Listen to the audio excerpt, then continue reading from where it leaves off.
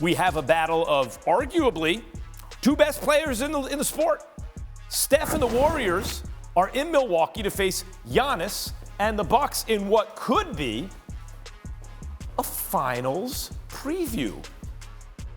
Golden State, I mean, they're the last two finals winners. Golden State barely holding on to a playoff spot in the West. Milwaukee right on Boston heels for first in the East. Looking at the NBA title odds, the Celtics remain atop the league, 3-1 odds is the favorite, but it's the Warriors and Bucks, who are both at 6-1, listed as Boston's biggest threats for the championship. And today, I've got the Tims, Bontemps, in studio with me, and Tim Legler from LA. So this is Bontemps and Legs. I'll say Tim, and you'll both answer, I'm sure. But Legs, if these two teams faced off in the finals, how's that play out? All right, so here's the thing. If you can make a statement like that, then I have to make some suppositions, right? And that is, if that happens, that means the Golden State Warriors navigated the West to make it back to that stage. In order for that to be the case, that means they had to have been healthy, and it's also going to have to mean that Klay Thompson reverted to consistent form night in and night out.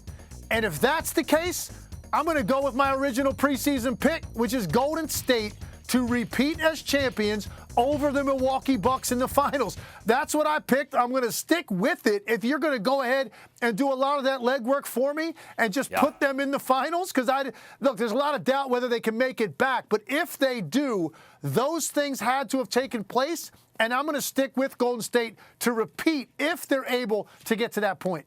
Well, that is a highly intelligent answer. Touche.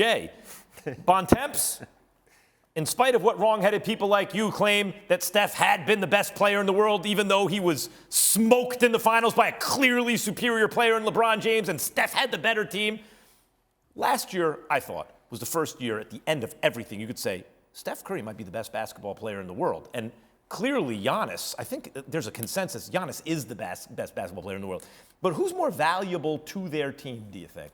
I mean, we're going to have an answer to this question in part on Thursday when the first edition of the straw poll for the MVP race comes out. So we'll talk about it a little more then. But I think, to me, when you look at this question, I think you can honestly go either way. I think you could argue these are the two most valuable players of their team in the league. I am going to go with Giannis, though, ultimately because of his ability to impact the game at both ends of the court. He's so good at the defensive end. He's the center of everything Milwaukee does there. And he's also a freight train going down the other end and scoring. So I'm going to give the slight edge to him, but if you told me that you want to take Steph because the way he bends defenses and is, the greatest offensive weapon the league's ever seen in some ways, then I think that's fine. It is amazing that Steph Curry, who's by far the shortest guy in the modern NBA history to ever be in the conversation for best player in the league, right? No one at that 6'3" or under has ever been in that conversation. It is incredible that he's being compared even to a guy who's almost 7 feet, does everything Giannis does on offense and everything he does on defense. It's incredible. And he's in his mid-30s. It's unbelievable.